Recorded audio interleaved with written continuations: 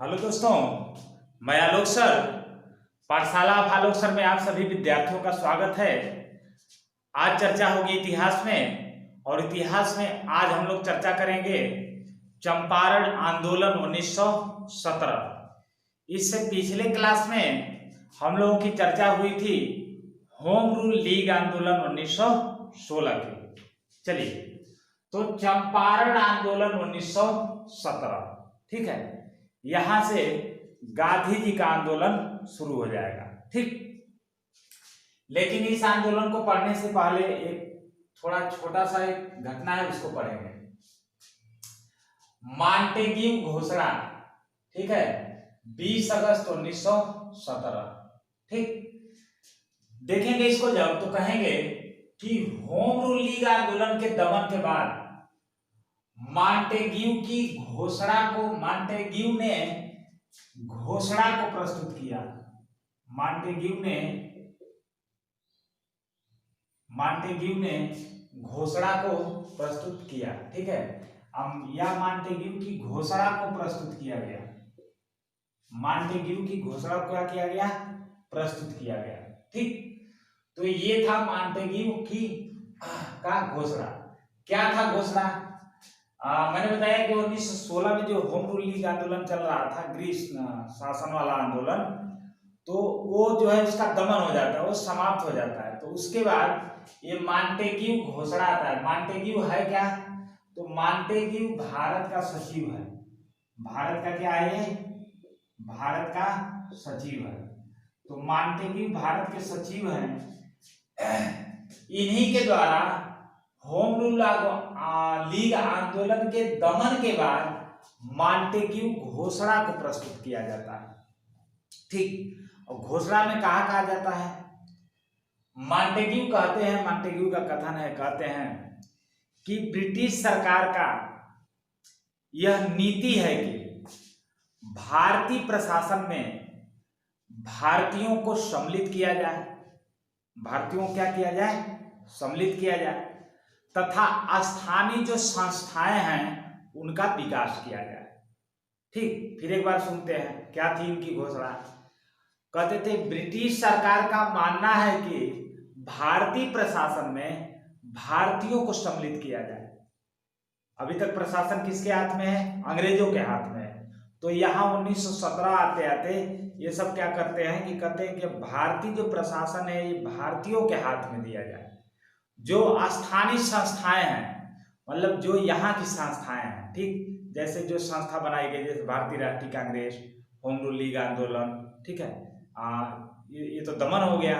तो ये जो संस्थाएं हैं, इनका जो है स्थानीय संस्थाओं का क्या किया जाए? विकास किया जाए, ठीक। तो इसी के पक्ष में लेकर संस्थाओं के विकास के बारे में सोचता है। तो इसी के पक्ष को लेकर भारतीय राष्ट्रीय कांग्रेस में फिर लड़ाई शुरू हो जाती है, ठीक। और सुरेंद्र नाथ जो बनर्जी हैं, सुरेंद्र नाथ बनर्जी जी फिर जो है कांग्रेस से अलग होकर उदारवादी संघ की स्थापना करते हैं। किस संघ की स्थापना करते हैं? उदारवादी संघ की स्थापना करते हैं, ठीक। या उसको पूरा कह लेंगे कि भारतीय उदारवादी संघ की स्थापना करते हैं, ठीक। तो यहां फिर 1917 में कांग्रेस में दूसरा विभाजन हो जाएगा। अगर क्वेश्चन ही बनाता है कि कांग्रेस में कांग्रेस का विभाजन कब हुआ था, प्रथम विभाजन या विभाजन, तो 1907 सूरत अधिवेशन याद होगा, उसमें कांग्रेस दो भाग में बढ़ जाती है, गरम दल और नरम दल। यही अगर क्वेश्चन ये पूछ देता है कि कांग्रेस का दूसरा विभाजन कब हुआ था, तो दूसरा विभाजन कांग्रेस का इस मॉन्टेग्यू घोषणा को लेकर होगा। गरम दल वाले चाहेंगे कि इनके घोषणा को अस्वीकार करेंगे, और नरम दल वाले क्या करते हैं? स्वीकार करते हैं, ठीक।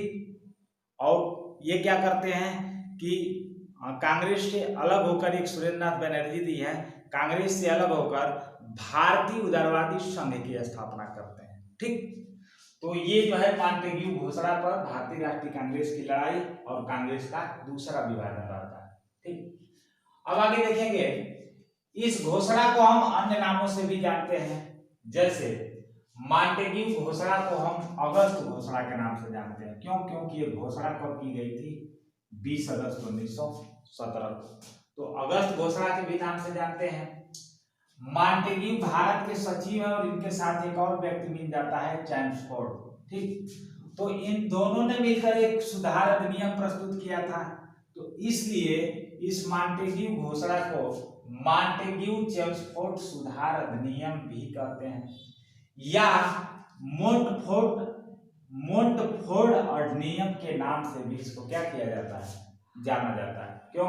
क्योंकि मॉन्टेग्यू का जो उपनाम था मोंटफोर्ड ही था। जैसे किसी का नाम होता है, ठीक, नाम रहेगा अविनाश और उसे बुलाने का नाम जो है अशोक, तो उसी तरह इसका उपनाम था मोंटफोर्ड के नाम से भी इसको जाना जाता था। इसलिए इसको जो है मोंटफोर्ड अधिनियम के नाम से भी जानते हैं।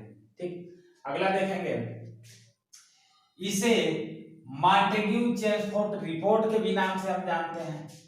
रिपोर्ट कह ले, अधिनियम कह ले, घोषणा कह ले, सब एक ही बात होगी। ठीक, तो इसे मॉन्टेग्यू चेम्सफोर्ड रिपोर्ट के नाम से जानते हैं, या इसका उपनाम मोंटफोर्ड, तो मोंटफोर्ड रिपोर्ट के नाम से भी जानते हैं। तो इसको मॉन्टेग्यू घोषणा के नाम से जानते हैं, मॉन्टेग्यू चेम्सफोर्ड अधिनियम के नाम से जानते हैं, और मॉन्टेग्यू चेम्सफोर्ड जो है आपका रिपोर्ट के नाम से जानते हैं, या मोंटफोर्ड अधिनियम के नाम से जानते हैं, या मोंटफोर्ड रिपोर्ट के नाम से जानते हैं। ठीक, तो बात कुछ भी हो, बात होगी किसकी? मॉन्टेग्यू घोषणा की, या मॉन्टेग्यू चेम्सफोर्ड सुधार अधिनियम की। ठीक, आगे देखते हैं।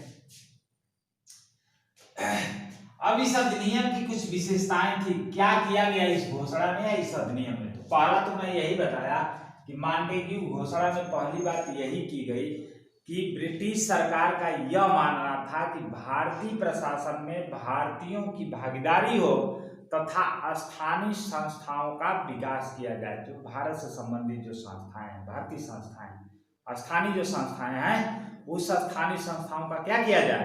विकास किया जाए। अब अगली बात देखेंगे, जब दूसरा इसका, तो इस अधिनियम के द्वारा प्रांत में द्वैध शासन की स्थापना की घोषणा किया गया। जबकि आपको हम द्वैध शासन बताए थे कि 1765 में और 1772, तो 1765 में लॉर्ड क्लाइव के द्वारा जो है द्वैध शासन को लागू किया गया। कहां पे? बंगाल में। और 7 साल बाद वारेन हेस्टिंग के द्वारा द्वैध शासन को क्या किया गया? समाप्त कर दिया गया। तो द्वैध शासन सबसे पहले कब लागू हुआ? 1765 में। और किसने लागू किया? तो लॉर्ड क्लाइव। और किसने इस द्वैध शासन को बंगाल से समाप्त किया? तो वारेन हेस्टिंग्स ने। अब फिर जब 1772 में जो चीज समाप्त हो गई है, 1917 में फिर उसको लाया जा रहा है मॉन्टेग्यू घोषणा के द्वारा। ठीक, तो इस अधिनियम के द्वारा प्रांत में द्वैध शासन की घोषणा का स्थापना किया गया है। ठीक, कहेगा कि किस अधिनियम के द्वारा द्वैध शासन की घोषणा की स्थापना किया गया? प्रांत में, प्रांत या राज्य कह लीजिए। ठीक, तो किसके द्वारा किया गया? मॉन्टेग्यू घोषणा या मॉन्टेग्यू चेम्सफोर्ड सुधार अधिनियम 1917। ठीक, जबकि एक और बात है, हम पीछे बताए होंगे, 1919 के द्वारा, 17 के बाद 1919 आएगा। इस 1919 के द्वारा, 1919 अधिनियम के द्वारा, ठीक, 1919 भारत शासन अधिनियम के द्वारा प्रांत में द्वैध शासन को लागू कर दिया जाएगा। यहाँ घोषणा किया जाएगा कि प्रांत में द्वैध शासन होना चाहिए। क्या है द्वैध शासन? अभी आगे चर्चा करेंगे। ठीक, तो याद रखिएगा, फंसना नहीं है। तो प्रांत में द्वैध शासन को लागू किया गया। द्वैध शासन को यहाँ तो नहीं दिख रहा होगा शायद, ठीक है, यहां लिख देते हैं, यहां लिख देते हैं। तो 1919 के द्वारा प्रांत में द्वैध शासन को लागू किया गया, याद रखिएगा। जबकि आगे चल के 1935 के द्वारा प्रांत से द्वैध शासन को हटा के केंद्र में लागू कर दिया जाता है। किसके द्वारा लागू कर दिया जाता है?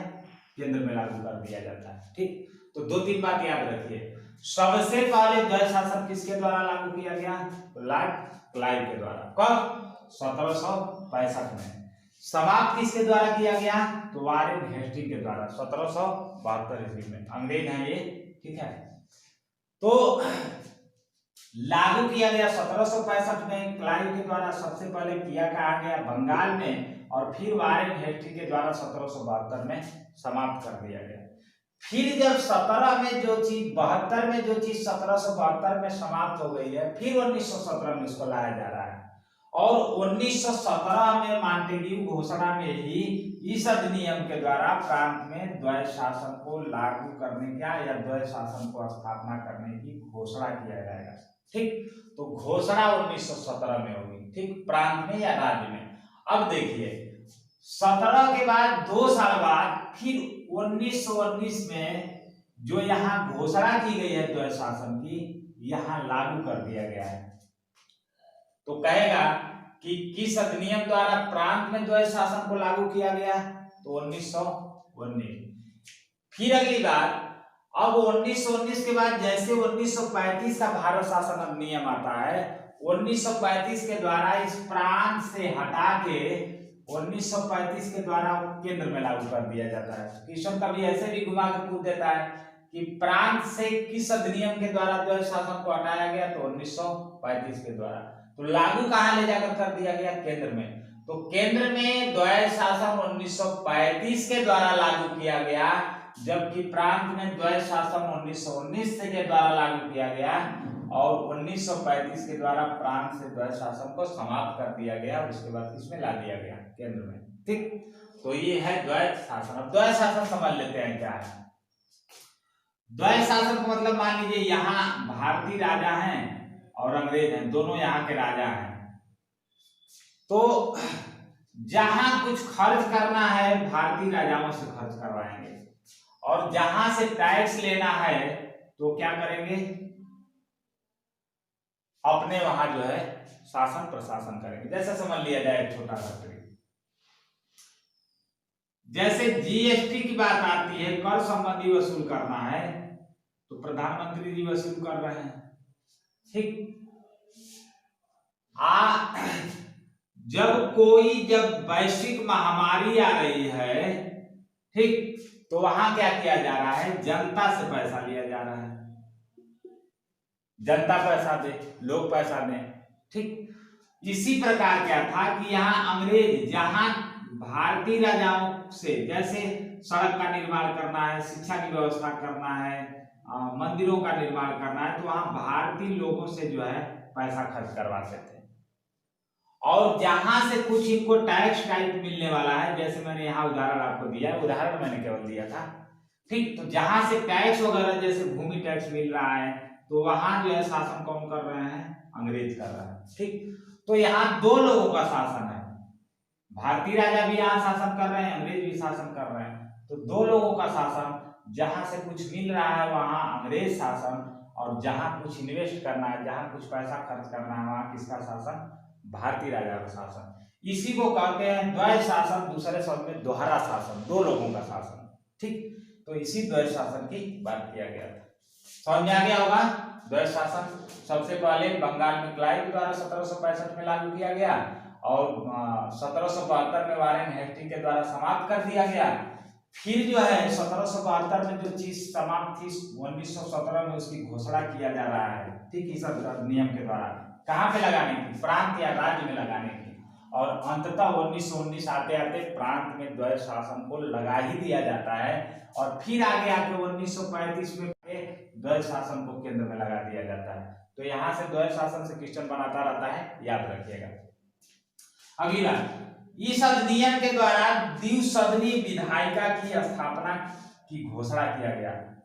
कहा गया कि विधायिका कैसी होगी? जैसे हम लोगों की संसद कैसी है? ठीक, तो द्विसदनात्मक है, लोकसभा और राज्यसभा। तो ये घोषणा किया गया 1917 में, और 1935 आते आते आपका जो है 1917 में इसका क्या किया गया? घोषणा किया गया, और आगे चल के वो द्विसर्जनात्मक इसको क्या किया जाएगा, बना दिया जाएगा।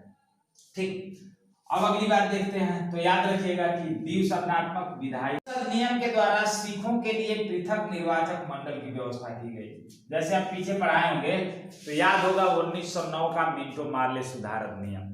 तो मुसलमानों के लिए पृथक निर्वाचक मंडल की व्यवस्था किस अधिनियम द्वारा, 1909 मिंटो मार्ले सुधार अधिनियम के द्वारा।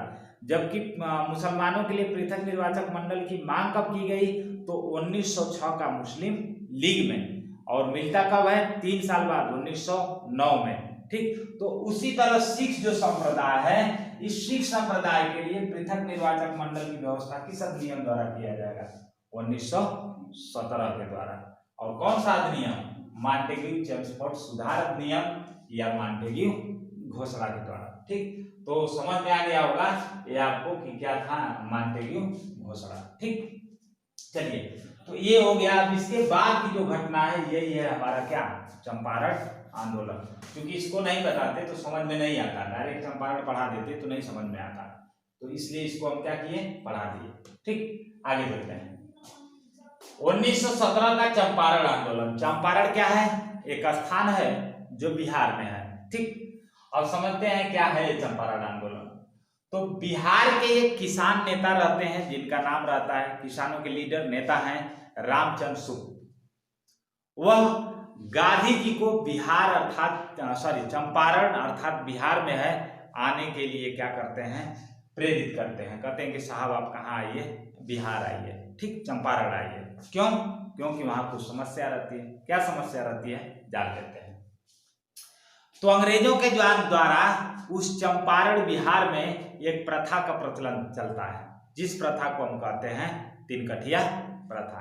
तीन-कठिया प्रथा क्या है, तो तीन-कठिया प्रथा का मतलब ये है कि 3/20 भूभाग पर 20वें भाग में से तीसरा भाग, 3 भाग अंग्रेज जो है भारतीय किसानों से उस बिहार के चंपारण नामक स्थान पे नील की खेती कराते थे। ठीक, मोहनजोदाड़ो मूवी देखे होंगे तो देखे होंगे, शर्मन जो है नील को लेकर जब जाता है, नील एक घर के कलर के लिए यूज होता था। ठीक, प्राचीन काल में नील का यूज करते थे लोग कपड़े में, कपड़े के अभी तो बहुत अभी चल ही रहा है। ठीक, तो नील की खेती होती थी।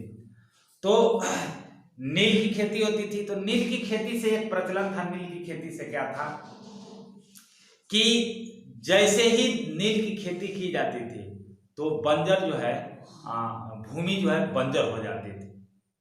नील की खेती करने से भूमि क्या हो जाती थी, बंजर हो जाती थी, अनुपजाऊ हो जाती थी, अर्थात उसमें अनाज जो है नहीं उगता था। तो लोग जो है नील की खेती करना बहुत कम पसंद करते थे। ठीक, तो ये थी तीन-कठिया प्रथा। तीन-कठिया प्रथा किससे संबंधित है, तो नील की खेती से। तीन-कठिया प्रथा के अंतर्गत कितने भूभाग पर नील की खेती कराई जाती थी, 3/20 भूभाग पर। तीन-कठिया प्रथा का प्रचलन कहाँ था, तो बिहार के चंपारण में। ठीक, ये थी हमारी क्या, तीन-कठिया प्रथा। तो देख लेते हैं। तो बिहार के किसान नेता रामचंद्र शुक्ल ने गांधी जी को चंपारण बिहार में आने के लिए प्रेरित किया। आने के लिए क्या किया, प्रेरित किया। ठीक, अंग्रेजों के द्वारा चंपारण में तीन-कठिया प्रथा प्रारंभ की गई थी। मैं अभी बताया क्या है तीन-कठिया प्रथा, और जिसके अंतर्गत किसानों को 3/20 भूभाग पर, माने जो 20वां भाग में तीसरा भाग है, उस पर नील की खेती करनी पड़ती थी। ठीक, और मैंने बता दिया कि नील की खेती करने से क्या होता था, नील की खेती करनी पड़ती थी, जिससे जमीन क्या हो जाती थी, अनुपजाऊ या बंजर हो जाती थी। ठीक, अब देखते हैं, यहां से 2 क्वेश्चन याद रखिएगा, बहुत कंफ्यूज होते हैं बार बार। अगर पूछता है कि गांधी जी के द्वारा भारत में पहला सत्याग्रह कहां किया गया, तो चंपारण आंदोलन या चंपारण बिहार में पहला सत्याग्रह। सत्याग्रह का मतलब ये आप इसको ऐसे कह सकते हैं, सत्य के लिए आग्रह, सत्य के लिए आग्रह। लेकिन गांधी जी के द्वारा पहला सत्याग्रह आंदोलन जो है, खाली अगर भारत नहीं जुड़े और क्या कहे, खाली कहे कि पहला, तब बदल जाएगा सेंस यहाँ पे, तब हम कहेंगे दक्षिण अफ्रीका। ठीक, नटाल प्रांत में भारतीयों को मताधिकार के लिए, जो मत का अधिकार नहीं था उसके लिए जो है सबसे पहले सबने ये सत्याग्रह करते हैं, सत्याग्रह आंदोलन की शुरुआत करते हैं। तो यहाँ फंसना नहीं है। क्वेश्चन ने पूछेगा कि गांधी जी के द्वारा भारत में पहला सत्याग्रह कहाँ किया गया, तो चंपारण बिहार में किया गया। लेकिन अगर क्वेश्चन केवल ये पूछता है कि गांधी जी के द्वारा पहला, भारत न जोड़ के कहे कहानी कि पहला सत्याग्रह जो है कहाँ किया गया, तो दक्षिण अफ्रीका में किया गया। पीछे हम चर्चा भी किए थे 1915 में जब गांधी आगमन पढ़ाए होंगे तो गांधी जी का।